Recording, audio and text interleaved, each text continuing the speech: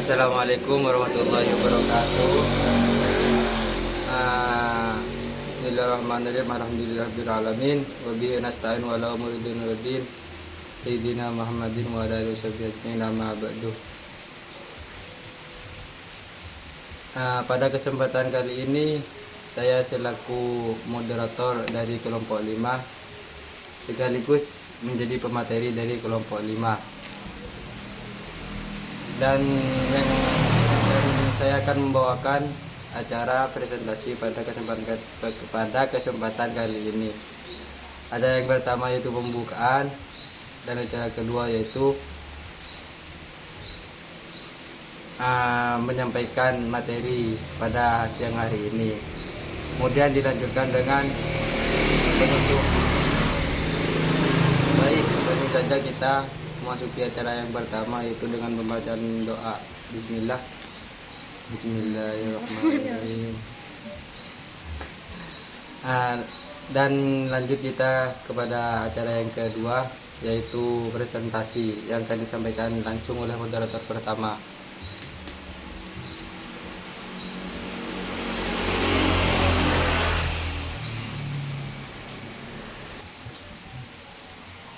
Bismillahirrahmanirrahim. Assalamualaikum warahmatullahi wabarakatuh. Di sini saya akan menyampaikan pemateri yang pertama, yaitu tentang konsep ilmu pengetahuan, teknologi, dan seni atau IPTEK dalam Islam. Definisi IPTEK sendiri yaitu berasal dari kata sains dalam bahasa Indonesia menjadi ilmu pengetahuan. Sedangkan dalam sudut pandang filsafat, ilmu pengetahuan dengan ilmu berbeda maknanya. Pengetahuan adalah segala fenomena alam yang dapat dicapai oleh panca indera. Sedangkan ilmu pengetahuan adalah segala fenomena alam yang dapat dicapai oleh panca indera berdasarkan penelitian dan metode ilmiah. Dalam perkembangan keilmuan Islam sampai akhir abad kedua Hijriah belum ada perbedaan antara pengetahuan agama dan non-agama. Sebab yang berkembang memang baru pengetahuan yang bersumber dari Al-Quran seperti akidah, ibadah, dan sebagainya. Yang kedua yaitu ilmu pengetahuan dalam pandangan Islam. Ilmu dalam Islam diartikan sebagai segala pengetahuan yang bersifat dapat menjelaskan atau memberi kejelasan terhadap segala sesuatu yang dihadapi atau dibutuhkan oleh manusia, baik dalam kapasitasnya sebagai hamba ataupun khalifah Allah. Yang kedua, dalam pandangan Islam, IPTEK itu bersifat terikat atau tidak bebas nilai, yaitu di mana yang mempunyai arti di mana IPTEK ini harus disesuaikan dengan nilai-nilai ajaran Islam, karena harus dikembangkan sesuai dengan perkembangan akal budi manusia.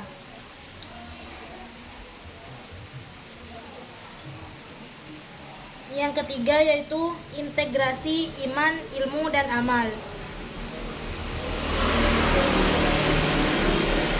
Dalam pandangan Islam, antara iman di satu sisi dengan ilmu pengetahuan, teknologi, dan seni di sisi lain haruslah terjadi hubungan harmonis dan tidak boleh dipisahkan antara satu sama lain.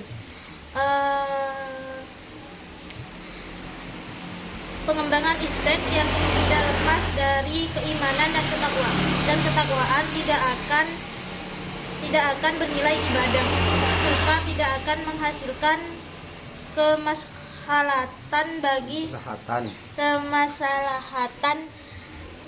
bagi umat Islam.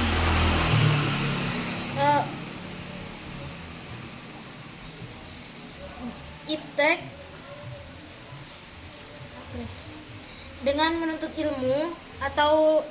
ilmu pengetahuan berarti manusia memanfaatkan semua anugerah, fasilitas, akal, dan alam semesta.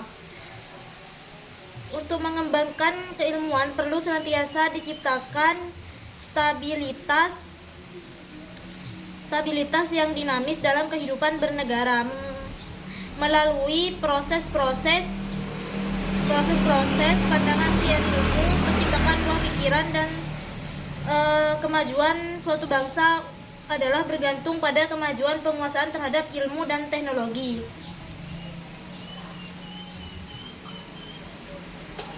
Baik, saya akan melanjutkan materi pada kesempatan kali ini, yaitu tanggung jawab ilmuwan terhadap alam lingkungan. Ilmuwan dianggap memiliki tanggung jawab yang lebih besar dalam pemanfaatan dan pelestarian lingkungan dibanding orang-orang awam.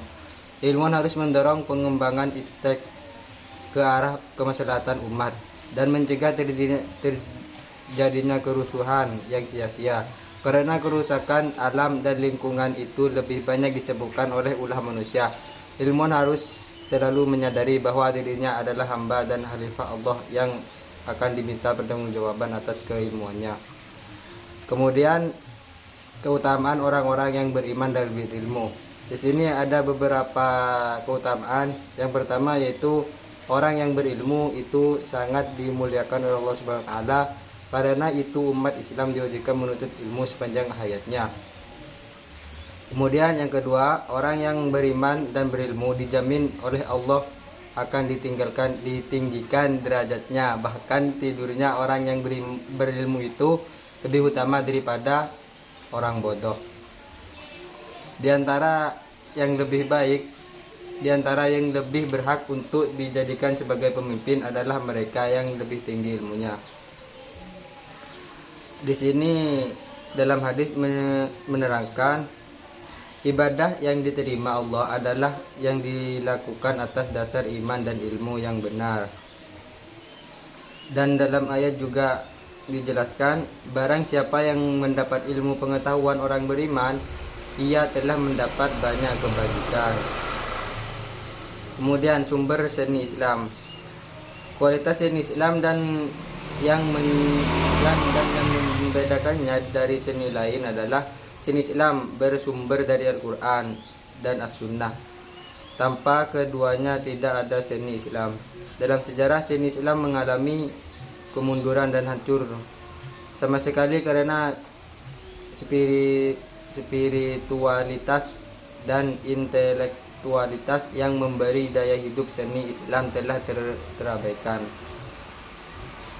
Selain Al-Quran dan hadis, seni Islam juga bersumber dari berbagai wawasan sintetis, terutama yang terikat dengan budaya lokal, sehingga dapat dikatakan estetika Islam tidak hanya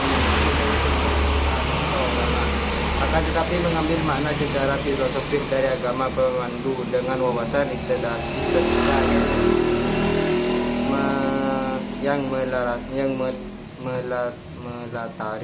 yang melatari pemikiran dan imajinasi sang pesiman. Kemudian dimensi karya seni untuk seni.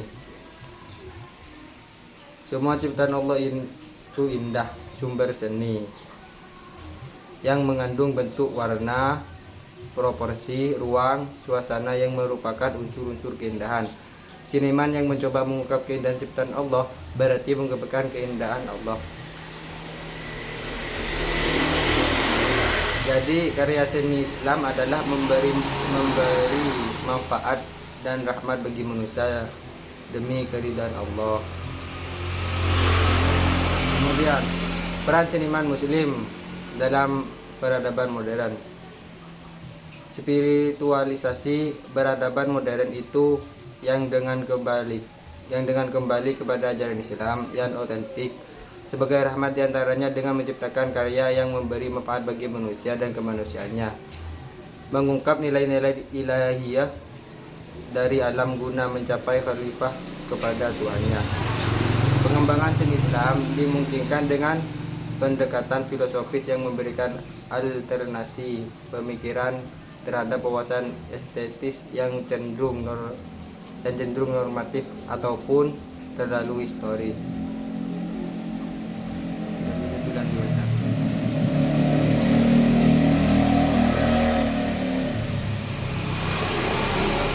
Bulan.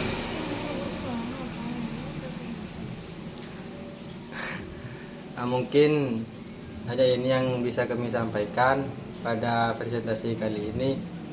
Kurang lebihnya saya mohon maaf bila ada kata yang salah, itu karena dari kebodohan kita. kita sendiri, dan apabila ada kata yang benar itu rahmat.